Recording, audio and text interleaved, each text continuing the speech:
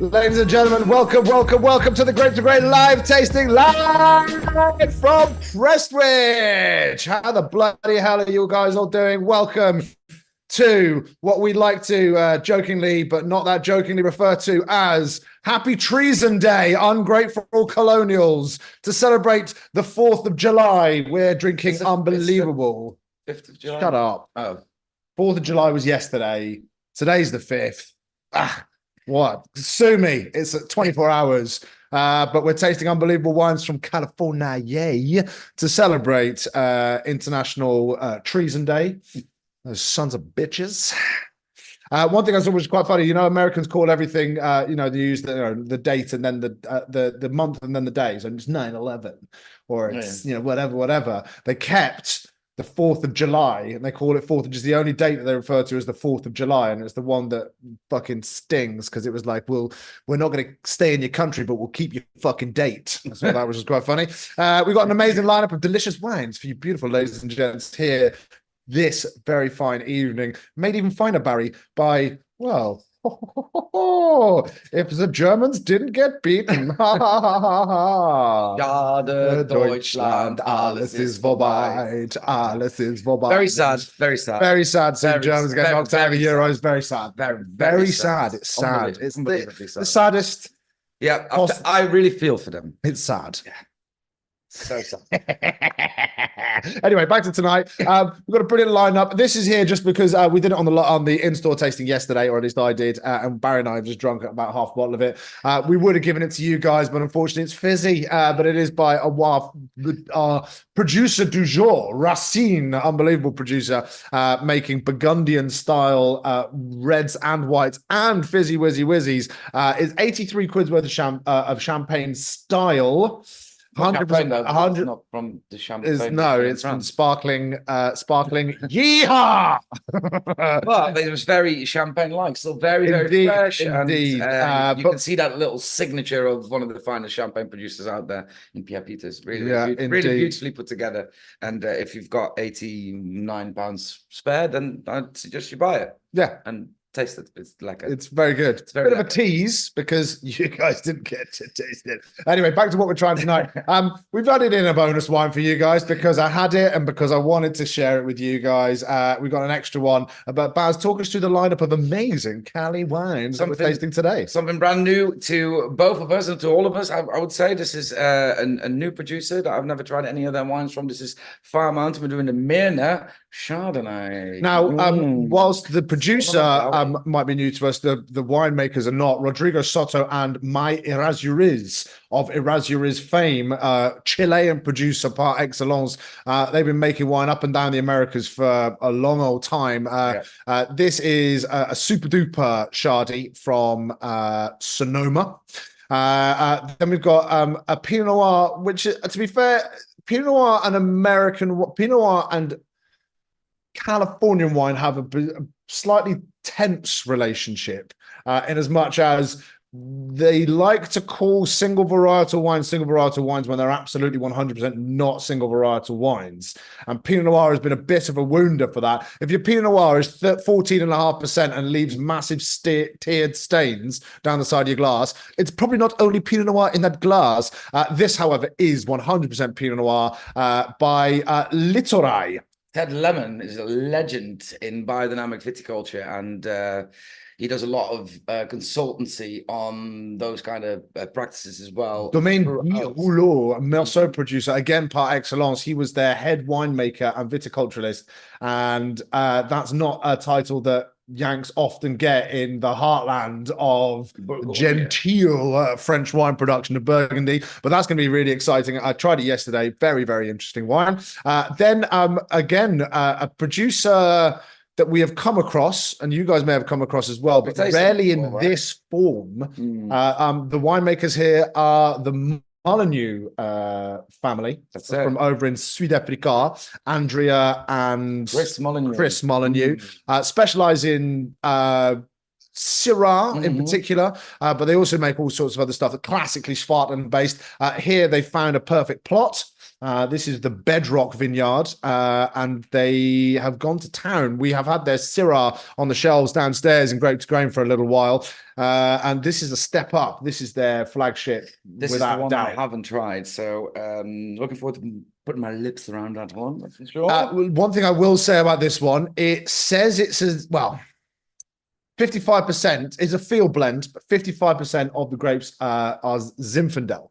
But if you go into this expecting it to be a Zinfandel-like experience, it's not. There's some varieties in here as well that I have never even heard of, like Trousseau Noir, and then it says and more.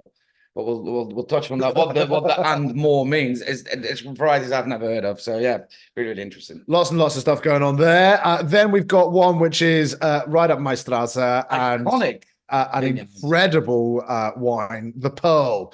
And it is a pearl. It is a one in a million wine, to be honest with you. If you look at the sort of the pantheon of wines all across the place, from a genuinely iconic vineyard in Alexander Valley, the Pearl by under the title of San Lorenzo, but up until very recently, until he sold the whole lot, it was Secasio, Peter Secasio, Italian heritage, as you would expect. You still stuck any of that one? Because we used to do we have in the past. We don't do them anymore, but Liberty Agency. Yeah, it is indeed. You can get it.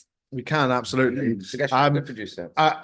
He sold Secasio to, I think, a large multinational conglomerate when he got out of the game. Sold Secasio for probably a not insignificant amount of money, but not the 10 gold coins that he bought that for. No, but he kept this vineyard, and he kept this wine as something to, I guess, a kind of retirement project, for want of a better description. And then the bonus wine, which you guys all at home have all got, is, well, I mean, it wouldn't be a Grape to Grain tasting if we didn't put in an extra wine that is unreasonably expensive, because this is an absolute showstopper. What is it? It is the Stag's Leap District Cabernet Sauvignon by Pine Ridge. Never heard of them. Pine Ridge Vineyards, and whereas they produce a Napa Cabernet, which comes from many different parts of Napa, this is from I think just 3 different plots, all located within Stag's Leap, which is the heartland of I guess kind of the area that really put fucking American wines on the map. You know, they were, or rather that region produced the wine which won the Cabernet section of the Judgment of Paris. Very interesting, really powerful concentrated wine, 15.5%. It is also quite young, but all of that, I'll be honest with you, is really well integrated into that wine. Even though it's young, it is an incredibly laudable wine and delicious wine drinking experience. So let's get cracking into this tasting of incredibly traitorous Yankee wines. With wine number 1 now, we could, of course, go into how to taste wine. I believe everybody will be relatively familiar. Give me your glass, please, mon frere. Everybody will be familiar with the systematic approach to wine tasting. That's all that's left. What is this? That is all that is left. What is this little unit sample? That is all that is left. So that's that, really. Let's get cracking with wine number 1 as we celebrate the unbelievable producers within the world of Chardonnay, of California wine production. The Myrna by Far Mountain. Wow, it's really translucent for in Chardonnay. Normally, I would expect the Chardonnay from America to have lots more color in it, lots more riper fruit usually. So that's really interesting straight away to sort of spot. Yeah, I mean, there's a Burgundian element to it, but the thing which really sets this one apart is the way that they vinify the wine. And without wishing to jump too far ahead, it is really interesting. 18% new oak. And whilst what we're seeing here doesn't mention the oak that was used, there is, maybe not 100%, there is a significant proportion of American oak in this. So it does have this incredible sort of foam banana, spun sugar, caramel, and coconut vibe, especially towards the finish of it. It's had a year's worth of aging on the leaves for the entire time, a significant amount of batonnage. So we're not getting a huge amount of color from it, even though 18% of it is new, but it's on the nose, that's for sure. It's very reductive on the nose. There's like an oxidative kind of character. Immediately that sort of nutty elements jumps out of the glass for me, like some like cashew nuts or something like that, which I quite like. It's still fresh, but not a huge amount of primary on there. No. By primary, essentially we're talking fruit. No matter what the wine is, red, white, rosé, fizz, whatever. If it's primary aromas, then that's going to be the real fruitiness. We're getting secondary and tertiary, or the autolic natures that will come from that amount of interaction with not just oak, but also lees. Partial malolactic, 30%. So they didn't do the entire botch to transform those malic acids into lactic acid. So we're not getting a huge amount of that creaminess, which is kind of makes sense, really, because if we look a little bit at where these wines are made, there is a much warmer climate than Chardonnay's birthplace of Burgundy. But these winemakers are picking cool spots. Okay. Makes sense. They're picking, in this case, a significant amount of altitude. So they're picking cool spots so that we get big diurnal shift, and we also get a bright, fresh, lifted acidity, especially in wine 1 and wine 2. Because you don't want to have, once you go a little bit further inland away from Sonoma, when you get into regions like Clarksburg, like Lodi, you're then getting the really big, fleshy, more inland, more sort of heat. Big, sort of like ripe fruit notes from a Chardonnay. Here we're a little bit taut, nice kind of tension, nice acidity, and then when you consider that it's had a year on the lees, a not insignificant amount of time, and then 18% new oak barrels, of which a significant portion are Yank. If you did full malolactic, chances are you wouldn't get any primary. And there's limited primary on there anyway. So I guess it was an attempt just to sort of be a little bit more gentle. I love the smell of this. This split the room yesterday, actually. I've got to be honest with you. Well, when I said, "Oh, what's that like?" and you said, "Oh, you know, I'm liking this." It was. You played it down. This was my 3 out of my 1, 2, 3. Oh wow! No, I'm really enjoying the nose of this. It's very perfumed.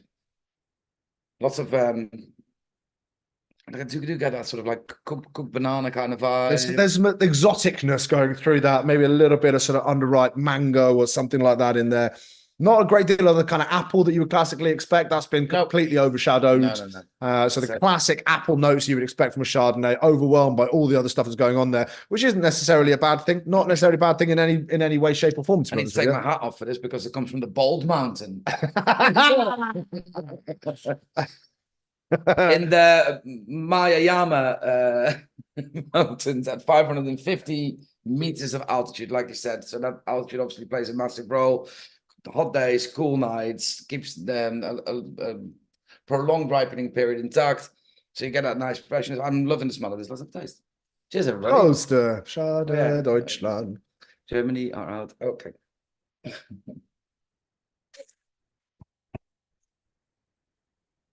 When did you take this out of the fridge? This came out of the fridge maybe 40 minutes ago. So for us, the flavors are really developed nicely. It's got a nice enough chill that it stays silky. Price? But there's absolutely loads of flavor going on there. It's a £60 bottle of wine. Okay, so yeah, it's not uber expensive, but also not definitely not the cheapest Chardonnay you're going to come across. No. But also definitely not the most expensive. What else do these guys make? Lots of stuff. Is it? I didn't have that information to hand. God damn it. I mean, the American oak is doing a lot of things, but talk to us a little bit about the vinification is really quite complex, and so much so that I didn't quite understand it. But when I was doing they also make a Cabernet called Fission as well. Surprise, surprise, because when I was doing this, it was in the middle of a sales call on Teams.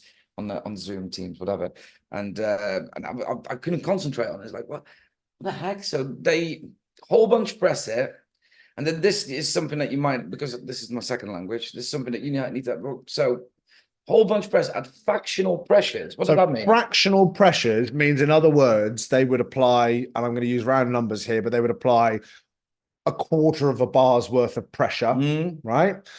In the pneumatic press, and that juice that comes off is obviously would be the free run juice or the ripest berries popping, and the freshest, most ripe juice popping out it comes.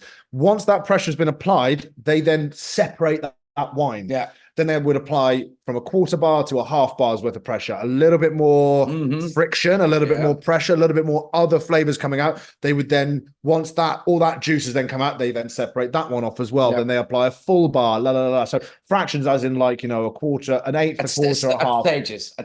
Basically, yeah. But the thing which I find really interesting is that they separated those wines off for separate vinification. Yeah.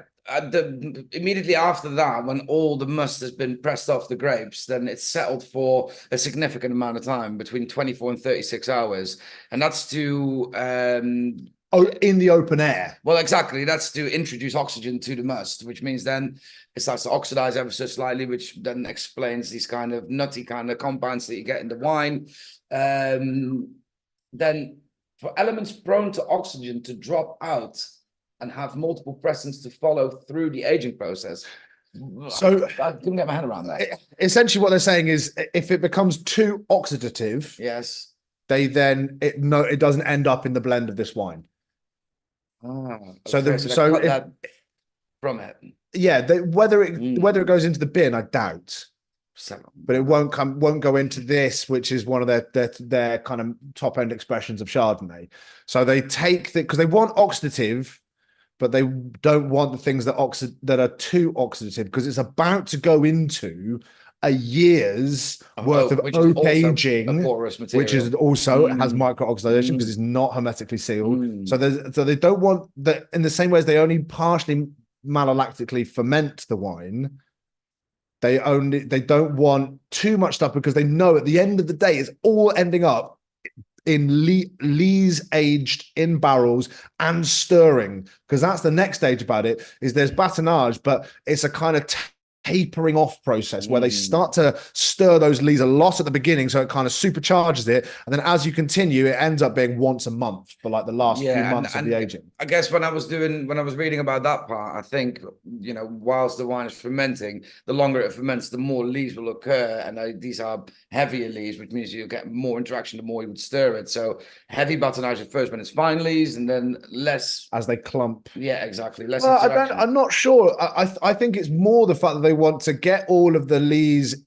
that they want to into the wine before then not overdoing it. So it gets to the point later on where they can just, you know, like you say, just taper off and not end up with this really overwhelmed, unbalanced wine. You know, they want to retain a little bit of precision. They want to. It's why they've done it all at low temperature, because they want that fruit. They want that fruit purity, because when it comes to the kind of the showstopper element to it, it's fucking full 100% yeehaw. You know, so you can't. You know, if you've got a fully MLF'd wine going into this, it's just going to come out looking like fucking a wee after you haven't drunk water for 36 hours. You know, and they want to have they want to keep a bit of freshness, and they have managed to do that, because it is still a fresh and lively wine. Well, what sort of my view on this wine is, and I'm not the biggest fan of Californian Chardonnay. You know, if I spend this kind of money on a Chardonnay, I usually tend to lean towards Burgundy, because you can get a great bottle of Burgundy for about 60 quid. And the last American Chardonnay that I had was Mannequin by Orange Swift, a 2018 vintage, and it was a Bosé. This is 13.5%, which I think it's probably at the top end of where you want it to be. Yeah, no, 100%. That's what I'm trying to say. As an example, this Chassagne Montrachet by Jean-Noël Gagnon. It's pretty good. It was okay. It was okay. It's okay. It was okay. That's also 13.5%. I don't think you really want it to be much boozier than that. Yeah, I always struggle with that. So anything above like 13.5%, it becomes a bit of a barrier for me to dissect. And this is, I'm a big fan of this. You know? It is really delicious. Really like it. Vanilla, lime, and kiwi, very nice. That vanilla, very it does have a bit of coconut right on that finish, which I think really just kind of elevates it to a completely different level as well. I'm really, really big fan of this wine. Got a bit of a struck match kind of vibe, you know, what you can get in the great wines of Burgundy, like a Chassagne, for instance. Usually has that look, sort of like, you know, a lip match and blown out, that kind of aroma. I think they're looking to make a specific style of wine, but what I'm glad about, what I feel is really good, is that specific style of wine. They've got just a little bit of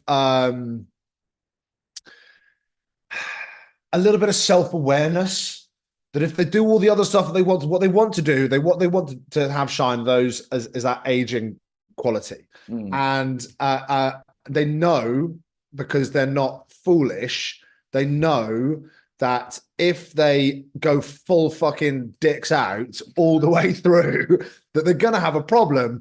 So in order to allow that thing, they want to make a wine that's going to appeal to people that like oaky, more textural Chardonnays.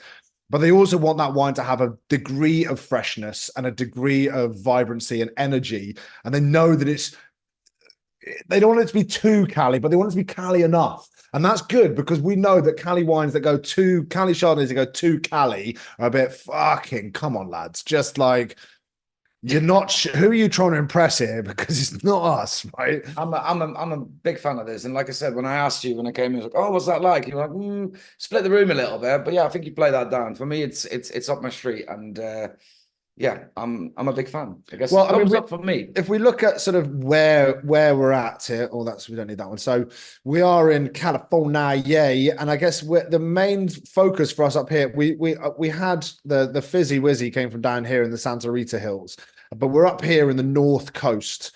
And we have to remember that the same Gulf Stream that brings warm air from the Caribbean up to Northern Europe, which means that we're not under 3 foot of snow every winter, and there are palm trees in logs, to quote old friend Jody Monteith, fucking palm trees in logs. They are that Gulf Stream that travels from the southwest to the northeast. It also does it in the Pacific, and what it does do, however, is it does bring warmer air up into the northern part of California, but it also brings cooler air into this part down here in the Central Coast. And in fact, all along, the coolness of that that onshore breeze is absolutely vital, right? Because it keeps these areas here, the coastal areas here, it keeps them with a temperature that's a little bit more manageable, right? So we are specifically looking here in Sonoma, right? I've been confused my entire life whether it's Sonoma or right? Sonoma. And apparently some lovely chap was on the tasting yesterday, said that the Yanks call it Sonoma. No. So I'm going to go with from American. No, he wasn't, but he was over there. What does he know then? Yeah. You know? I say it's Solomon. Fair enough. Okay. Now, specifically where we're looking at, okay, is in the Sonoma Valley. Sonoma Valley. So we're in this kind of neck of the woods here. So where's the mountain?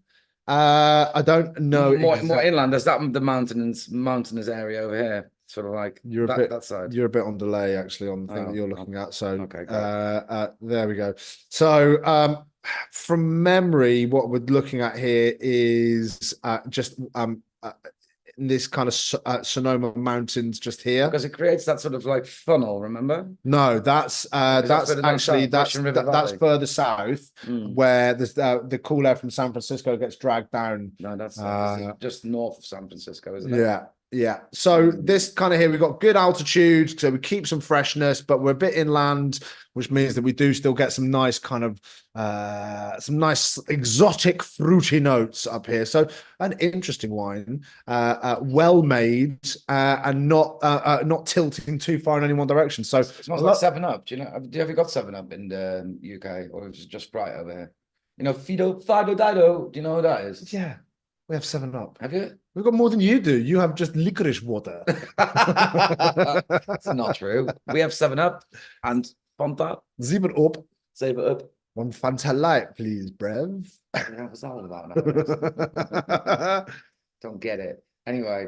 A lovely wine. A great way to start the tasting. That's really impressed me. That's actually, I really, really enjoyed that. I didn't think I was going to enjoy any of the wines today. Yeah, Barry. First two, great. Barry's come into this, let's just say, like a bit of an European. Let's put it European, that way. Yeah. What's with this new old wine? Come on now. Where's the Bourgogne? Very good. Very, very good. Can't be doing Burgundian wines on a fucking California taste. There's no more. No, unfortunately. Hey, there is. Okay. Barry. For everybody else at home, we're going to move on to wine number 2. Wine number 2 is another producer which we haven't really focused on, because it is a expensive boy. And these guys ply their trade. Let me check my Instagram because I've had a wine from Literai before, and Literai. So these are made by Ted and Heidi Lemon, and what they called their wine enterprise here Literai because littoral. It's the same one. Yes, that'll be their single vineyard expression. But a very much an older vintage, right? Yeah, indeed. Same one. So this is 2022. Yeah, but it's the same one. No, this is. It's the pivot. The pivot vineyard. Where did we get that? This was dated 2021, and Literai gave it a little mark. Oh, thank you very much, Literai. So the way they describe this is all the wines are sourced from the Sonoma Coast Regional AVA. All the sites they use are what they describe as exceptional American viticultural area, which is fuck's sake. Appellation de contrôler d'origine. American wine place.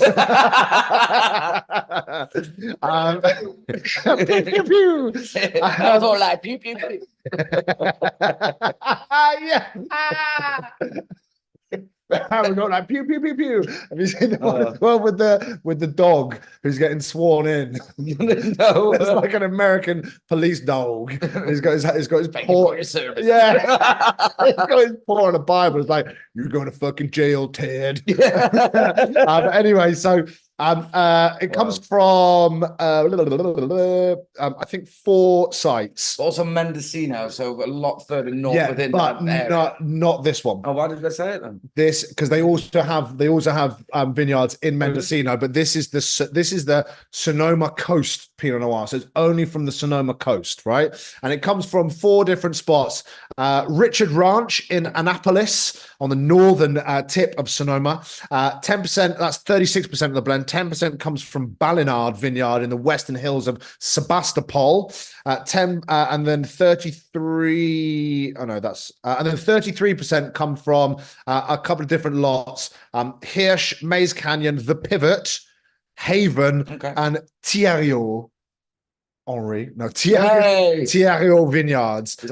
All sites farmed using organic and biodynamic methods, and the proximity to the ocean and the morning fog moderates the temperature in the vineyards, producing wines of superb elegance. Now, the thing about this is that it's really, really generous on the nose. What you said earlier, that rhubarb. Yeah, but rhubarb and custard all the way through. It smells amazing, but it's also like a hedgerow kind of nettliness, nice, like a vegetable kind of compound, something green. It is very, very primary. And one thing they say is because obviously we're dealing with young vintage here. So 2022 vintage, how is this going to be in 5, 6, 7, 10 years time? Really interesting. Not very boozy. It's subtle. The unsubtle wines come immediately after this one. So, but for me, everything was going to be 14 and a half today. 15% will get the fuck out. Yeah. But lifted acidity, a little bit of cherry, but for me, rhubarb through and through. Really, really that tart rhubarb in a fool or a crumble. And there is a kind of rhubarb and custard sweetie vibe to it as well, isn't there? You know what I mean? Interesting bits of vinification. Again, all organically produced grapes, fermented at controlled temperatures, low temperatures for that fruit purity. When everything happens at a high temperature, it can be very, very complex. When everything happens at a low temperature, it isn't as complex, but it has greater clarity. And there's loads of really primary fruit clarity on this wine. So far, just by nosing this, it smells incredible. And I hope this wine will not let me down. It's a 93 pound wine. It is going to be young. Can you imagine something like this in 10 years' time is going to be. But the fruits, but in 10 years' time, those primary aromas will have fallen off. If not to extinction, then they will certainly be a secondary concern to the secondary stuff. Again, you know what I expect from American Pinot Noir is usually quite cooked, and the aromas can sometimes be, you know, quite obvious. So if you compare it to its Burgundian counterpart, where it can be quite taut and it can be quite earthy, and in youth can be quite impenetrable. Yeah, really, really difficult. Well, it's the age-old story. The French, you know, they don't release wines that you should be drinking right now. It's like, hey, thank you for buying my wine. See you in 10 years. That's what you do. Let us know in 10 years. And if you're drinking it sooner than 10 years, well, you can go fuck yourself. Yeah, exactly. It's not as impenetrable, but like I said earlier on, it is that the difficult relationship between California wine producers and Pinot Noir. And a law's just been passed saying that it's along the lines of you cannot call something monovarietal unless if it has less than a certain percentage of that single varietal. So a lot of Pinot Noirs that have thick, slow, stained legs, which is not Pinot Noir. It's 14.5%. That's not Pinot Noir. And then, unsurprisingly, you then find out it's got 25% Petit Syrah. It's got 15% Cabernet, and it's got I don't know some Zinfandel in there as well. But they still call it a Pinot Noir. And some of the more popular kind of mid-range Pinot Noirs from the region, I think, kind of fall into that trap. This isn't that. This is top end. I'm not going to lie, I love the nose of this. There's eucalyptus as well. There's licorice. The minute you said eucalyptus, I just found it. That is absolute mayhem. That's fucking brilliant. I love that. Like a fisherman's friend kind of vibe. On little menthol, yeah. Really, really, really pretty, really elegant. Not very shouty at all, and that's right up my street when it comes to Pinot Noir. The earthiness is quite subdued. Should we have a taste? Yeah, please. Cheers. Prost, Junge. Schade, Deutschland.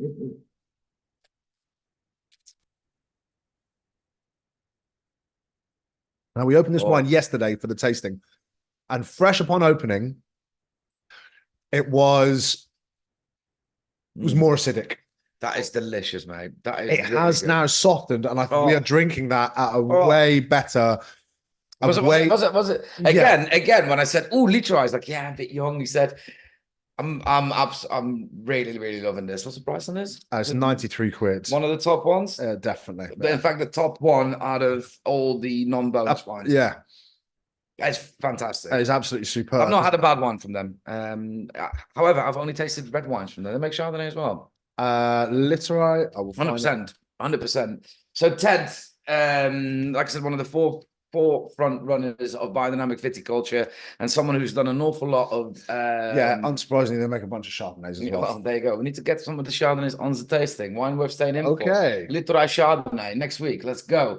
He's done an awful lot of consulting. One famous for us because it's a winery that we used to do quite a lot with is Burn Cottage. So when they first started off their operation and they were priming the vineyards for release. So I think the first 4 years, loads of treatments went into the soil, and it was Ted Lemon from Literary fame who did all the consultancy for that. And it's not his only kind of thing that he does, which is making his own wine. He travels all around the world and sort of singing the gospel of biodynamic viticulture, which I really, really love. Now, we've mocked ruthlessly biodynamic wine practices for an awful long time. When the dark Lord Moon of the night comes across the sky like the burning yeah. But actually, whilst it is, love, it makes sense. It can be very, very mockable. You got to admit that anything, if you're growing shit, then knowing how growing shit, how it all works, that seems to be the best position that you can be in. Have you seen this app I've got? The biodynamic wine drinking clock, which is an app. When it's a good day to drink wine through the biodynamic calendar. Now, where is it? Oh, here, when wine. Yes, so this is great telly. This today, so you need to get this app. It's called When Wine, and it's fruit. Why is that not good telly? It's great telly.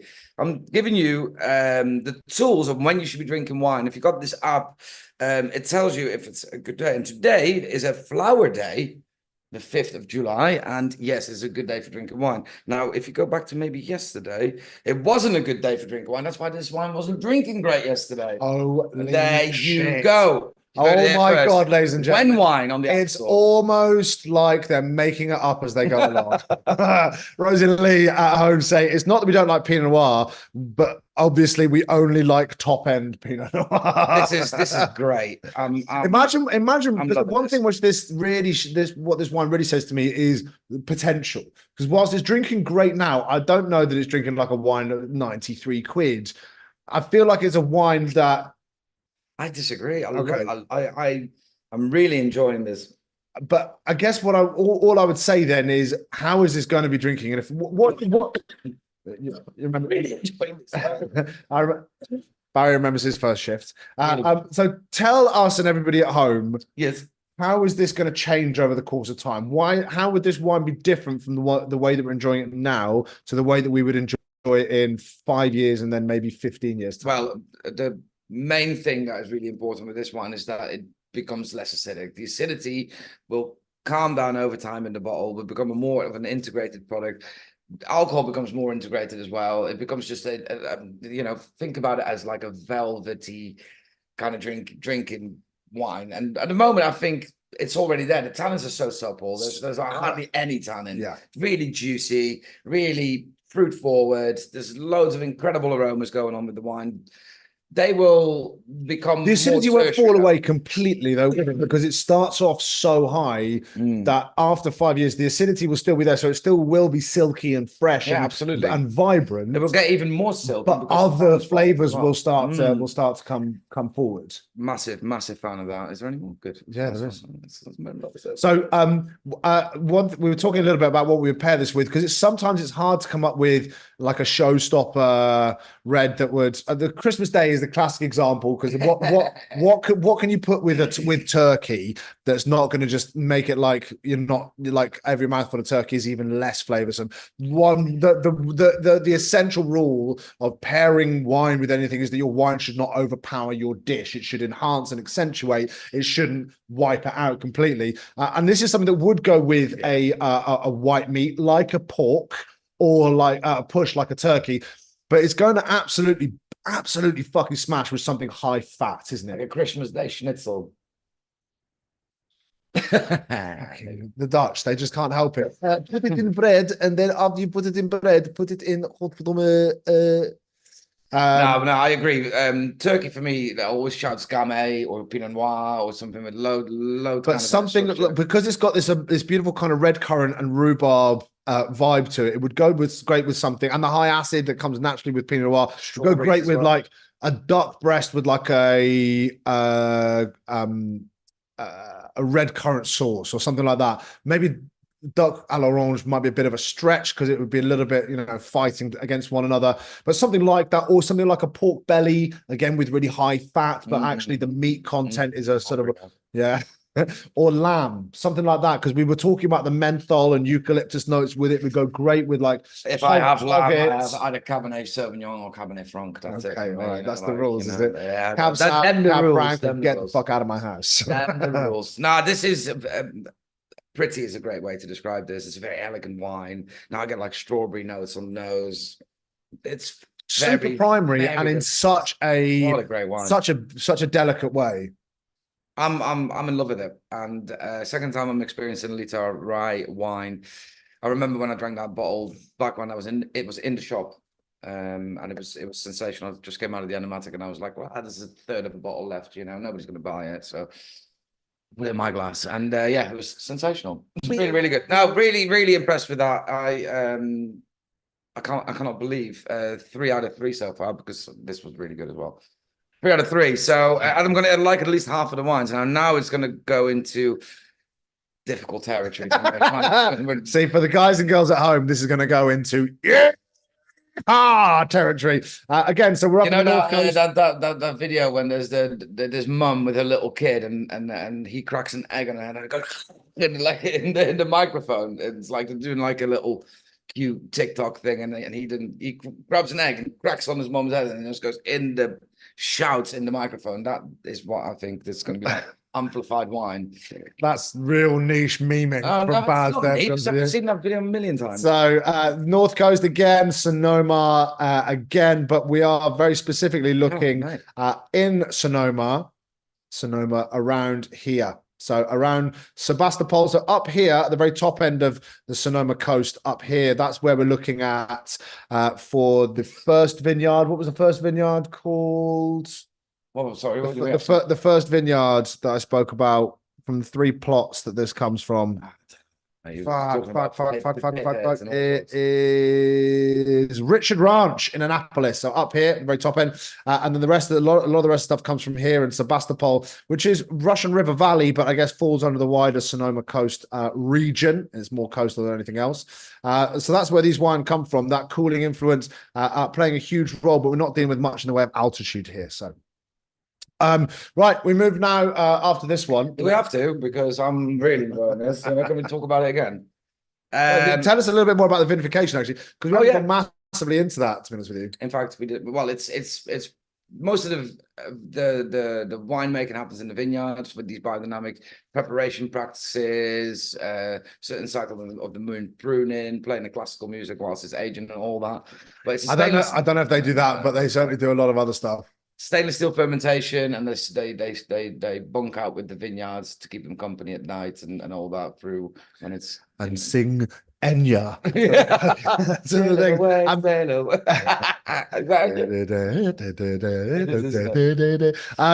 10 months in French oak, stainless steel. 10 months in French oak, 90% new, no firing, no filtration, and I can see that in the bottom end of my glass. Have a little looky look. There is some other little. We've got some matter, a little bit of matter. Which is fine. It's the good stuff. Cheers. Really, really impressed. Love it. France and Portugal seems like it's a snooze fest, so I'm glad we're doing this. Schade, Deutschland. This is vorbei. Can't get any better. A great start to the tasting with two absolute bangers. Let's move on now to another super duper wine from a wonderful producer, Chris and Andrea Molyneux. Mainly ply their trade in Swartland, in the sort of Paarl Swartland region of South Africa. Where do they describe this? Beautiful label, stunning, isn't it? And the name and the label tells an awful lot about this. It reminds me of that wave, the really famous, similar kind of. I've got that picture. It's called The Wave by I think the artist's name Japanese, isn't it? M. Miyagi-san. Hokusai. Oh, there you go. I think.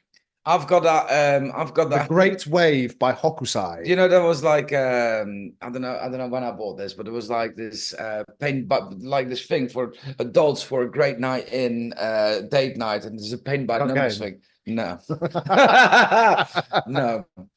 Wow. No, it was a paint by numbers thing. I was like, oh, that'll be cute for me and Susie to do together. So I bought The Wave, and it came, and it comes with all the little paints and all the little brushes, but it's so tiny, all the little things. It's like, there's no way I can do this. Look, Susie, and they're fighting each other. It's like, there's no way. So it's just Susie's so artistic that she'd start freestyling it. She'd over the top of it. She'd be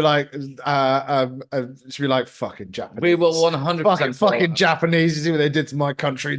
Susie being, of course, Cantonese, Chinese. I'm gonna get Harry to do it. I'm gonna just Harry here, happy ADHD boy.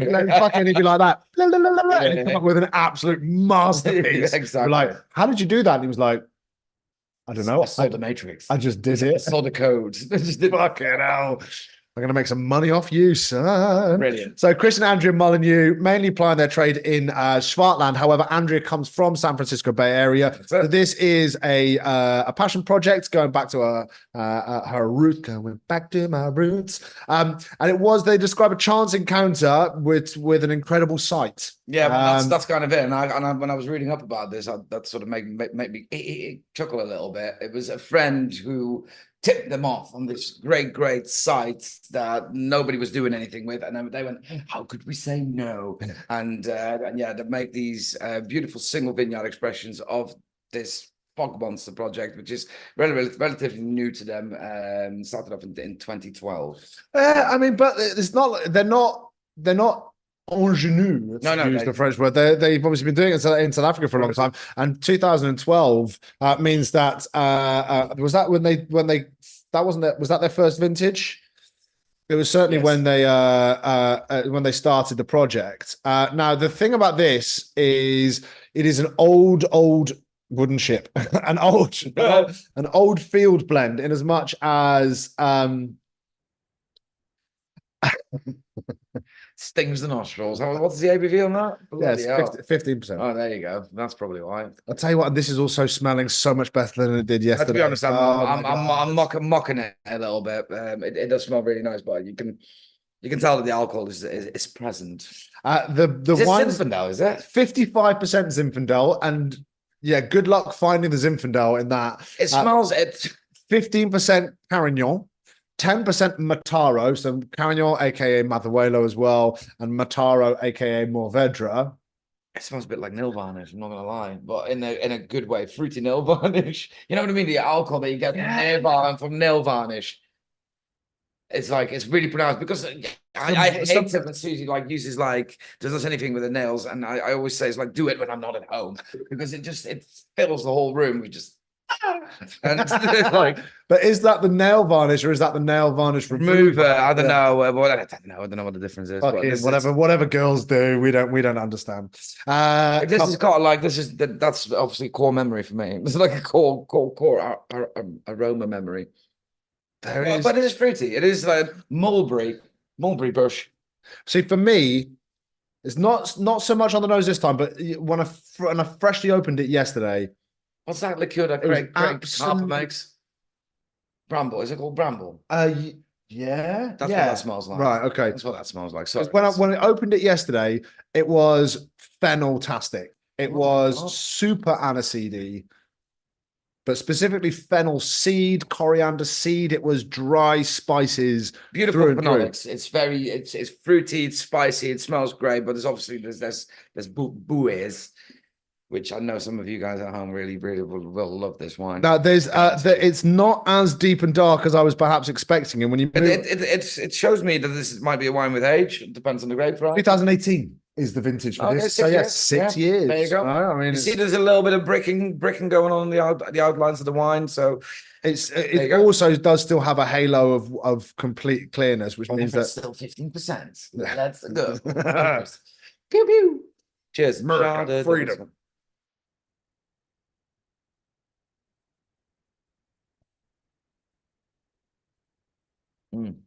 Really expressive tannins, really grippy tannins,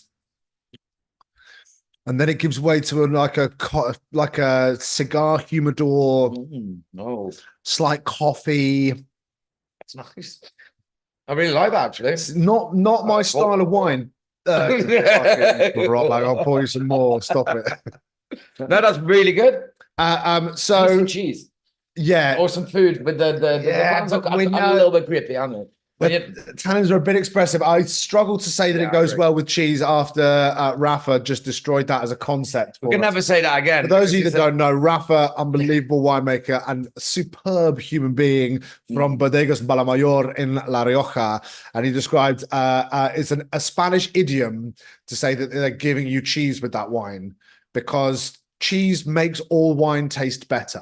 Which means that you give somebody a shitty wine, but if you give them cheese as well, then holistically, the sum of its parts, holistically, it becomes a better wine drinking experience, even though the wine might be average and the cheese might be average. Good average wine and average cheese makes a good experience that neither of them could have done on their own. So I hesitate to say it, but I think it is a food wine, but I don't mean that just purely in the sense that it's undrinkable on its own. No, it's not something that it's a little bit and enjoy just on its own. What's the word I'm looking for? It's not that it's not fighty, though arguably the tannins are a little bit abrasive. Lamb shoulder or something like that. It's a little bit bellicose. Bellicose. I do not understand what that would mean, so I'm going to take it as a fact. All right, Kevin Hart. Bellicose comes from the Latin for war. So it means slightly warmongery. Slightly. Bellicose would be a bit frictiony. A little bit just like, just like agitated, just always looking for a bit of scrap. Even if there's no scrap to be had, it's like, what'd you say? Nothing. I wasn't even talking to you. Some of the German footballers. It's topical. Thomas Müller. It's a little bit Müller. Schade, Deutschland, alles ist vorbei. So when it says Carignan and Mataro Zinfandel, that makes up about 80% of the wine. 20% come from other grape varietals, of which the only ones that are already mentioned, Syrah, Trousseau Noir, and Alicante. Well, I know Alicante. because there's no apostrophe on the E. So I'm guessing that it's not Alicante, No. it's Alicante. Who knows? The Americans mispronounce. You find that varietal, and 83% of their fucking language. Le Gros Rouge Guitache is the big red that stains, which is one of the wines that I pedal in Morgan. I don't think you've tried. You should try it. It's delicious. That's right. It's an Alicante and Syrah blend from the southern parts of France. So okay.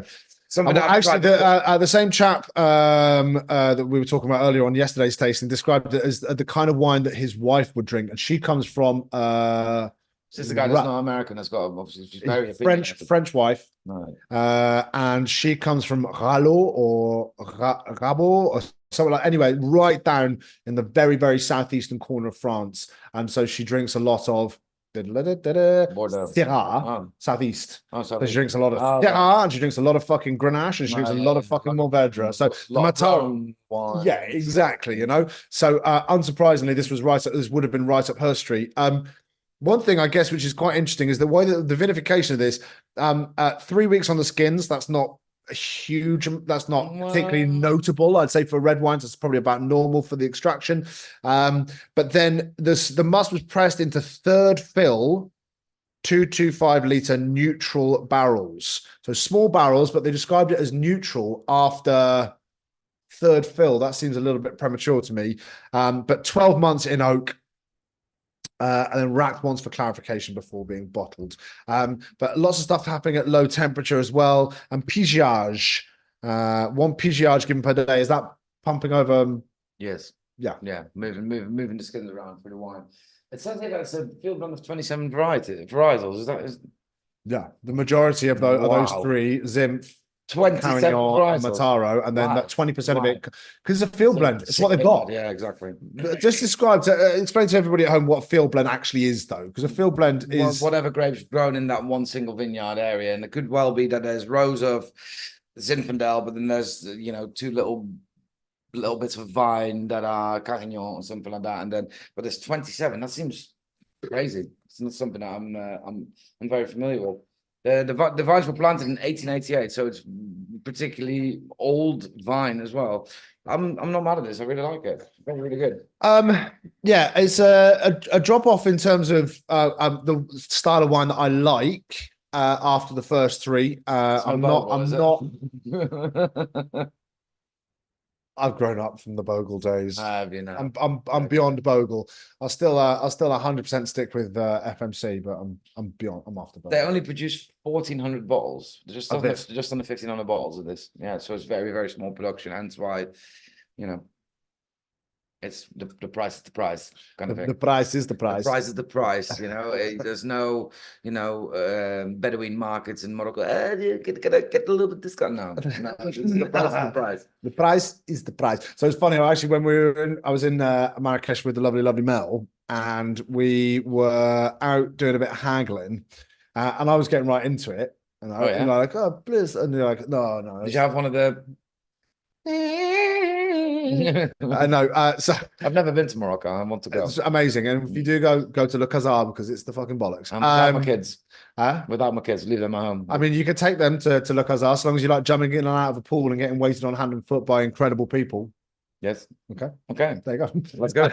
But when you're actually yeah, definitely. But no, you're going to support a small business that struggled all the way through COVID in a tough environment. Come on, we're in Morocco. It's like haggling. Let's go. Hey. But right, so haggling, when you're out there and it's like, oh no, it's not good. You walk away, you get another offer. You walk away, you get a lower offer. That's how you do it. But then you start to haggle. Well, then what I learned, you haggle on stuff that's too cheap. They're just like, no. Fuck off. They'll literally be like, no, I don't want the sale. It's like, well, I'll walk away then. They're like, so thanks. This is fucking what were you trying to haggle on? It's like a quid. What were you I'll give you 50p. It was like, fuck off. Just like, what were you haggling on? It was a fridge magnet for Mel, and she was the perfect. Oh, he walked away from it, but like because now you really want it, and then the one that she bought eventually because she wanted to go back to that one. I was like, we'll just go and buy it at that price. She was like, no, all embarrassed. So we went to another one. I bought a far inferior fucking fridge magnet for the price that he quoted us for the one that she actually wanted. I was like, let's just go back. She was like, no, I can't. This is the shame. But yeah, so haggle in the Medina in Morocco, in Marrakesh. Just don't haggle over something that costs 50 pence. Oh my Just God. give them the fucking 50p and say thank you very much and support a anyway. Right, moving on. Did you get any Morocco? Hashish. Did you not? Okay. No, I didn't get any Moroccan hashish.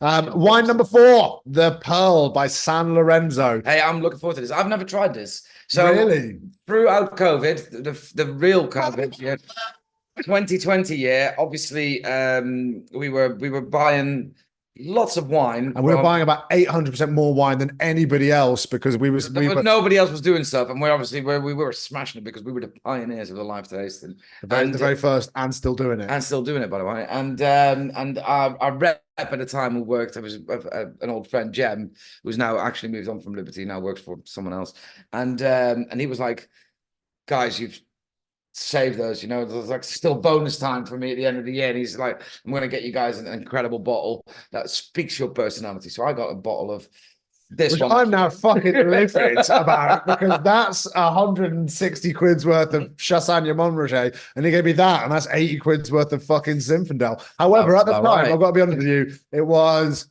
manna from heaven. Absolutely glorious. I've never had this before. So this is one of the most iconic vineyards in California. Now, for those of you that were expecting that to be a Zinfandel, and then maybe we're a little bit underwhelmed because it wasn't very Zinfandel-y, don't worry, Daddy's home. That is a Zinf through and through. So, comes from the Pearl Vineyard, purchased by Pete Secasio's grandfather in 1896, which just lets you know exactly how young. So this is an interesting thing about America, right? Americans are obviously quite bullish about America, and that we're the fucking number one, and it's because greatest country in the world. It's because it's hard to argue with the fact that America, a net exporter of culture and everything, and music, and just general sort of projecting their military power all around the place, and generally being where everybody looks to. Everybody's talking about the fucking U.S. presidential election. Anybody talking about the presidential election of, I don't know, fucking Uzbekistan? Yeah. No, nobody's fucking talking about them, but they're talking about America, everybody in the entire world. So yeah, they are the most powerful country in the world. I forgot what my fucking point was. Oh, right. But it's because the reason why they shout about it so much is because they're so young. His great-grandfather in 1896 bought this vineyard for 10 gold coins, and America had only been around for about 100 years at that point. So you're looking at the Dutch with a trading and colonial history going back centuries. You get look at Britain, a colonial and trading history going back centuries, and America's been around for 2.5 people, as Joe Rogan used to say. You go back, whatever. Bro Jogan. Pete Secasio's grandfather bought in 1896, 10 gold coins he earned working as a cook for the local gold mine, and it stayed with them. So this just give you a bit of background info on the Segasio family. They're Italian immigrants, right?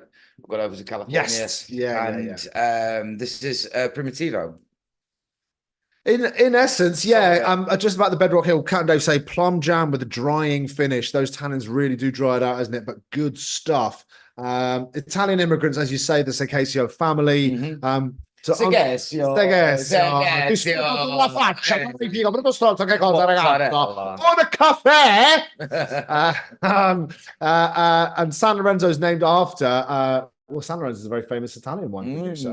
But we are in up here in the North Coast. We are specifically a little bit more inland in a very specific region here, the Alexander Valley, just there. Alexander Valley is that one just there.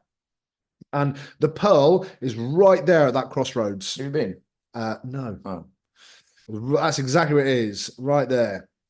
So we're inland, So hence why we are perhaps thriving a little bit more on these big, juicy boys. But yeah, if you wanted it to be a Pinot Noir, welcome to your heaven. 2/3, 66% Zinf. And then interestingly, or more importantly, the makeup is not then with Carignan, meaty, dry, tannic, or Mataro, tannic, structured, peppery. Okay. Instead, Petit Syrah. Wow. Petit Syrah, which for those of you who remember Bogle's 50th anniversary, 100% Pinot Noir expression, loves inland, loves high temperature. What are you saying Pinot Noir for, consonant? I didn't. I said Petit Syrah. This is all recorded. We can fucking. Yeah, you know I'm right. Hold that shit up. SDJ. Joel. But yeah, Zinfandel backed up with Petit Syrah, so much more, and it's immediately obvious because if you look at this, it's way darker. Big mega purple. It's super purple. Very dark. It's younger than the Bedrock Hill, so 2021 as opposed to 2018. On the nose, this is not up my street. For me, I absolutely love this. Yeah, again, super tobacco. You can, if you shouted it, I might shout back. Black plum, but there's a little bit of kind of raciness, a bit of raspberry in there as well. Yeah, it's very Yankee Doodle do for sure. 15.5%. Let's see if that booze is integrated or whether it's painful. Yeah. Prost, jongen. Good one.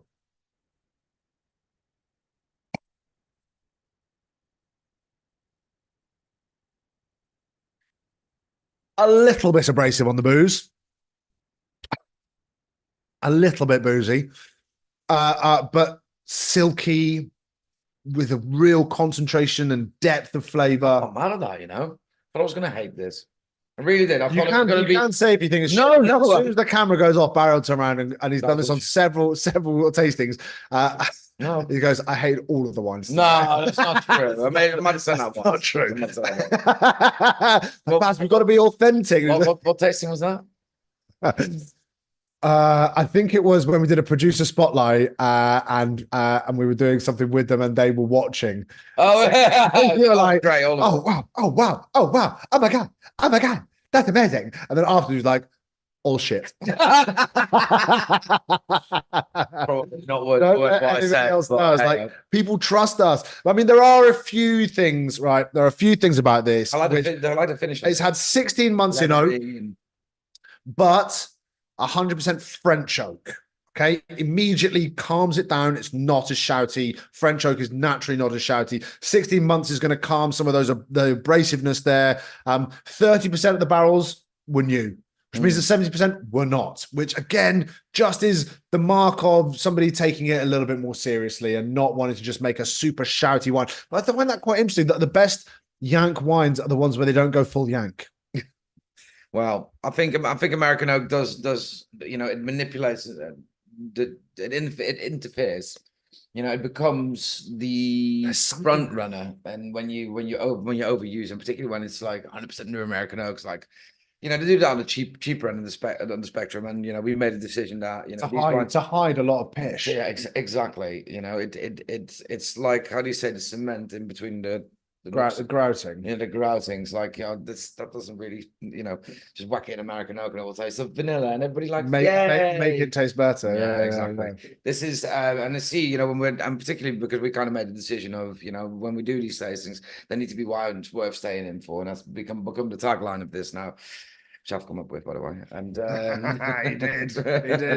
So we're seeing an awful lot of French oak that's being used in these American top end wines, and for good reason. I'm getting like, keep going back to this because I'm getting like like a boozy Christmas pudding. It's really got that booze soaked dried fruit, like sort of candied peel. But then also some kind of cakiness. What this reminds me of, and this is very personal to me, but my kids love candied bacon. So when we do a barbecue, and a few years ago, M&S was selling these streaky bacon bits, and then it came with like a maple sugar. Yeah, I had it. Do you remember? Yeah. And then you put so you cook up the bacon on the barbecue, and then you add the sugar afterwards. And it goes like that. Oh, and it was wow. And it was supposed to put it on a burger, but we just went. And the kids since then, I've gone. you know, that candied bacon that we had at the time. It's like, whenever we do a barbecue, it's like, can you please make it? So I make my own just with Candy, smoky cherry flavored tunes. So it's smoky bacon, smoky candied bacon on the nose, loads of dark fruit, licorice, which I love. I recently went to Bolton. No, was it Bolton? No, it was Chorley. We went to Chorley. Coming in your ears, Chorley FM. Yeah. Coming in your ears, Chorley FM. Wait a second. That's a Peter Kay quote. Okay, well, I went to see an account over there, and it was an authentic sweet shop, and you know, like a Mr. Sims, you know, like old fashioned kind of shoppy kind of thing, and they always sell lekker Nederlandse licorice. So I went in there and I bought a bag, like £8 worth of this beautiful salty Dutch licorice, and it's heaven for me. I know you absolutely hate it. And I have it in like a compartment in my car. It's like a car, a little sweet for me when I'm on the road. So mine. Trick the kids. And yeah, that's like this one time. So I went to Iceland, and did I tell you this story? It's like in Iceland, I had chocolate covered licorice. So Jolene was like, oh, do you want a sweetie, Jolene? It's like this chocolate, but she put it in the mouth. It's like, and as soon as the chocolate goes, like, because my kids, they hate licorice. Well, Harry tends to like it. He doesn't. But like, he likes it because daddy likes it. Exactly. He's like, wants to impress my daddy likes it. So I like this licorice, but whenever I give him one, he goes like, have you seen the video of the kid eating and she's like dry heaving up? Yeah. You're like, yeah, it's not. Yeah, and it's funny because that kid looks just like one of Harry's best friends. It's like spitting image. So, yeah. Harry's got lizards for best friends. Well, that kid looks like a lizard. Yeah, she does. If you're watching, sorry. One thing about this, right? The tannins are actually nicely integrated. If you compare it to the bedrock, which I found a little bit drying to the point of. I like this, man. A thoughtful one. I really don't want to like it because it's not my style of wine. Zinfandel, Petit Syrah, get in the sea. But I'm actually quite enjoying this. I'm not gonna lie. Luxurious. It's soft and opulent. It's delicious. It's robust without being this should have been abrasive. Arguably, yeah. Arguably. That's delicious. Is there more? I don't want any. I don't like it. I do. There is a little bit more. However. Very tasty.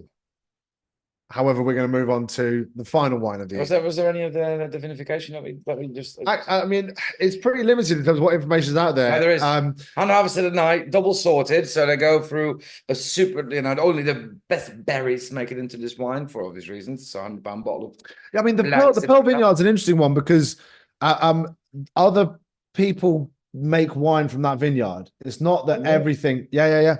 Circasio. And then also it's I like it. It's called Sonoma. I'm really upset that I actually like this. I mean, it's just like it goes completely against my San Lorenzo planting. Okay, so San Lorenzo, the Pearl, Alexander Valley Red, by thingy, but I probably keep the best juice for this, right? The best fruit for this one. Yeah. So when they then sorting it for this double sorting, and then the inferior fruit this might actually be. That's the one that we're drinking in. Yeah. There is. Hold on, I'll find it. It's good TV news. Yeah. And Mbappe's coming off. Who cares? Ridge Wine. That's it. Ridge Wine. These guys. They also make some wine from there. Ridge, as in the guys that behind Pine Ridge? No, the guys behind Ridge, who was the Chardonnay that instigated. No. This is what it is. This is a pair of vineyards. Oh, there's the San Lorenzo vineyard, and then there's the Pearl, and they sit side by side. And Pete Circasio makes all of the wine from the Pearl into the Pearl. But the San Lorenzo vineyard sits directly next door. Yeah, hold on a second. Let me just do this. There we go. So Ridge is right there. So the Alexander Valley, right? San Lorenzo is right there on the edge of Russian River. And the other side into Alexander Valley, AVA, that is the Pearl. And it's a much, much, much smaller vineyard. But these guys at Ridge count themselves as Russian River. It's definitely that winery that's very famous. This looks very, very similar, in fact. Again, planted in the 1890s, but it is the sister vineyard directly next door to the Pearl. But the Pearl is a tiny, tiny sub vineyard to this wider San Lorenzo planting. Hence why I call it San Lorenzo. But the Pearl is the pearl within the oyster, which is this tiny, tiny little sub vineyard. I love it. It's fantastic, isn't it? Got that bit out that I said that. Really, really good. That's nice, that. Fantastic. We're going to move on to wine number 5. Especially for you guys. So I didn't even know that we were doing this, so I've not done any research on it. So sorry about that. But you know, Tom knows a little bit about this. Well, I mean, Cabernet, 15.5%. I drink Cabernet. So this is wow. So whiskey. 2021 is the vintage for this one, and there's a few things that I think are probably worth talking about here. Okay, firstly, 95% Cabernet with 5% of other grapes, 2% Petit Verdot, 2% Petit Syrah, 1% Malbec. In there for balance, in there for other stuff that's going on there. Vinification is quite interesting. Hand harvested at night, low temperatures when they're harvested to capture the vibrant acidity and the fruitiness of that wine. Gently cold soaked, and then 3 different types of fermentation. Okay, stainless steel, concrete, and oak barrel fermenters. Okay, control temperature of just over 30%. So we're looking at a decent amount of complexity, to say the least.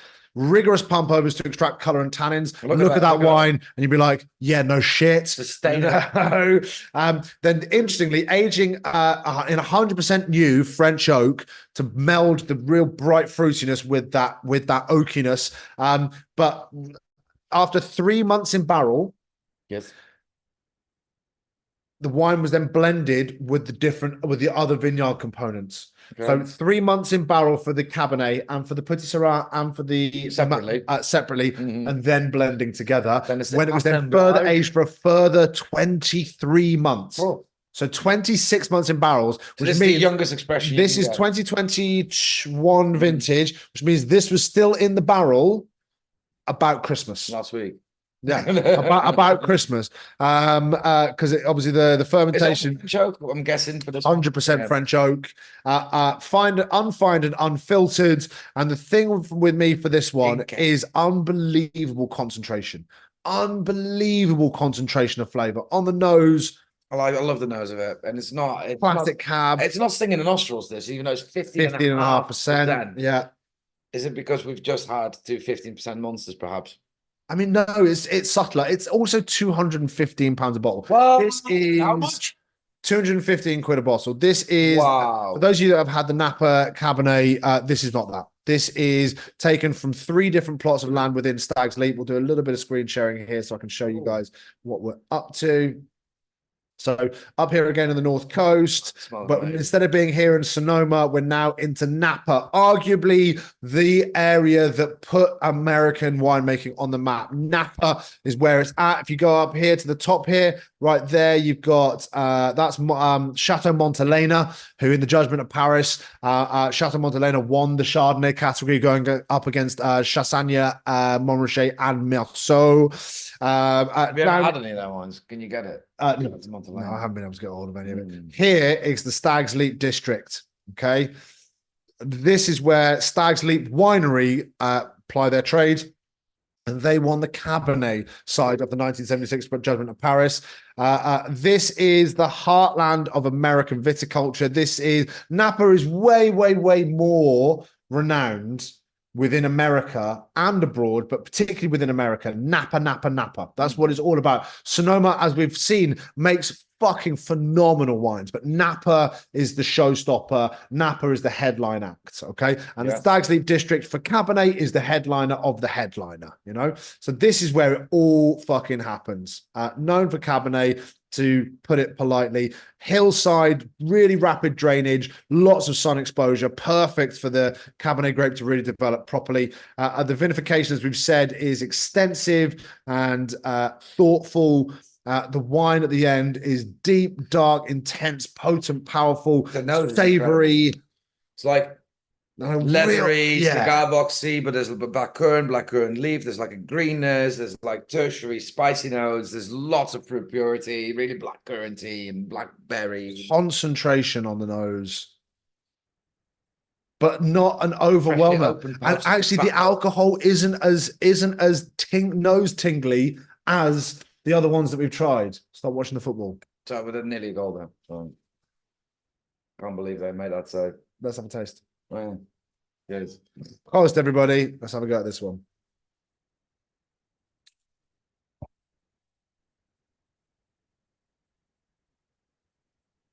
Oh. Expensive wood, freshly pulled espresso. In fact, no, not espresso, but freshly ground coffee beans.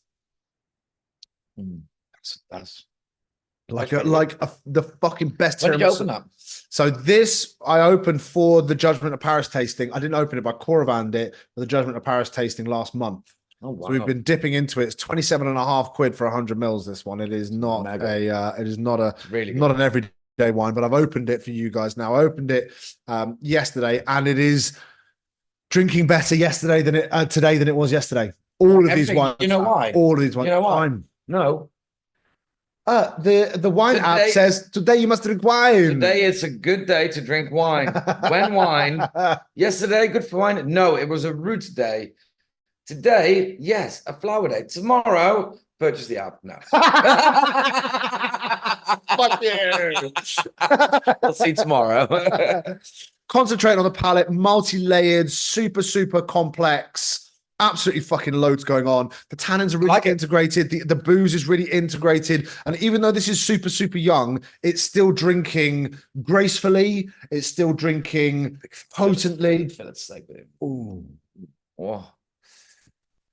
I purchased some really wicked steaks from Lidl today. Have you ever been to the Lidl?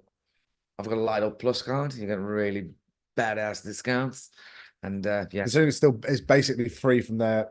Anyway, that's really something. It's really good. Really good. Steaks there at next level. Also, the brushed salvinatas are really good. Cat Dave say can't taste the ABV at all. No, I agree. Compared to the others, it's like an older whiskey. Yeah, it's delicious. It has I'm pleasantly surprised. There was one that was how do you say underwhelming for me. Well, it was too tonic for me. The Bedrock. Yes. Yeah, I think I agree. So it's really interesting to get a 1, 2, 3 on this off you. Yeah. And it's with if we leave the sparkling out of it, because the guys at home didn't get to try that. No, but that was amazing. That would come in my top 3. Yeah, actually, it probably would it? Yeah, it probably would. But take it out because the guys at home didn't get to try that one. My favorite wine was today the Literary Pinot Noir. If you agree, then I'll change it. Between these two, they were my favorites. Okay, my favorites, and then it's a toss-up between these two. I think just because that's Zinfandel, so that's my favorite. But that's a bonus wine. So if it's between this lineup, I would say 1, 2, 3. I think I would say for the regular lineup 1, 2, 3, okay. And I think with the bonus bottles, the Cabernet makes it in there. Then we'll knock the. You know what? Well, like Cabernet great fucking tasting, man. Hey, great fucking tasting because actually I could go a couple of different ways. Yeah, I could definitely go. That one was the one that was maybe too young. I don't know what is it? It's 2018. I mean, like just a bit. It's a bit earthy, and it was a bit tannic, and it was a bit too boozy, and not much. It wasn't as. What was everyone's favorite yesterday? I'd like to know. Well, we didn't do the Pearl yesterday. Okay. And a bunch of people. We did do the Fizz. So it was these 4. A bunch of people went 1, 2, 3. Oh, nobody liked the Literary. No, it wasn't drinking as. But to be honest with you, 2 of the people. It's because today is a flower day, mate. It could well be. Two of the people with Robson's were just like, I don't. She was like, don't like that. I don't like that. Wow. I do like that. Wow. I really like that. So yeah, it was a little bit all over the place yesterday. Cat has gone 1, 2, 3. 1, 2, 3. Okay. Dave's 4-1-3. So no love for the little So no love for the little there. Why is that just personal preference, guys, or why is the Stag's Leap not making it into your mix-up? Is it because it's a little bit young? No one's picking the Stag's Leap. Well, yeah, no. Rosie's 5-4-2. 5, 4, 2. 5-4-2. Okay. So there we go. No love for Lee 5-2-4. No love for the Chardonnay. No love for the Chardonnay from any of these guys. No. Cat put it at number 1 and Dave put it at number 2. The Chardonnay was that's the one that most surprised me. I knew that was going to be amazing because I love what they do. Oh, they said they both put number 5 as their favorite, but they didn't count it because it was a bonus wine. So they would have completely upset the fucking apple cart. Okay. 5 at number 1 for all of them. Fine. It does taste as a wine, which is triple the price. Very delicious. And I think that comes down to just no, you go for it. I'll have some of the zinc. Lovely tasting. Lovely tasting. I thought it was going to be if we much more out than that. Rosie and Lee said, I really like the Chardonnay. That's my 4th favorite. So I guess is everybody sort of united on the fact that we really didn't rate number 3? Did anybody put number 3 anywhere in their mix? Yeah. In fact, it was the 3rd favorite for Kat and Dave. So there you go. There we go. Okay. Wonderful tasting. Thanks very much for spending the Friday evening with us, guys. It's been a lot of fun. What are you guys thinking? Who's going to win the Euros? Go on, tell me. It's Holland, isn't it? It's coming home. It's Holland. It's coming. We are coming into our stride. Last game could have been 29-0. Could have been. I reckon we're going to destroy Turkey tomorrow. Rosie and Lee say Oranje. Dave says Spain. Yeah, Spain. Fucking Spain. You know what I'm really happy about? It's not going to be Germany. Deutschland, alles ist vorbei. That's how much we hate them. We've got their own song when they lose. Nah, it's in your head, rent free. It's a crying shame that Germany didn't make it through today. But well, not for tomorrow, especially for Kat because she had Germany in the sweepstake. So there you go. Oh, sorry, Kat, but Deutschland, alles ist vorbei. Anyway. So over. We've got some lovely tastings coming up. Check on the website, see what's coming up. Oh, but I've got something to tell me now. What are we doing? Well, one thing is on the 20th, it is. We should have done one more buy from the vineyard saying when we're in Rioja. Who's to say that we won't do something of that description? But on the 20th of July, Grape to Grain's 8th birthday, 6 p.m. There's going to be a very, very special tasting. And because I really, really, really want you guys, in other words, our G2G fam, to be on this tasting, we're going to be tasting super duper duper duper duper duper duper wines. And if you use G2G fam, you'll get 50% off. What? I want it full of my fucking mates. And you're going to just cover the cost. You're going to be here for that, aren't you? Yep. It's the 20th. I'll put it in my diary. Dom's coming down for it. Jen will be here. Oh my God. So it'll be a gathering of the peeps. Get Franco involved. I'll reach out for him. He won't come. No. But the 20th, it'll go live on Monday. You guys will get an email in store up here in the tasting room at 6 p.m. before we go downstairs for a party. So Saturday, the 20th. Sunday off, guys. Yeah. Don't do anything because we are getting fucking wild. Going live on Monday, you'll get an email first to be able to book G2G fam 50% off. You know what this is? It's my favorite part of the week. See you guys.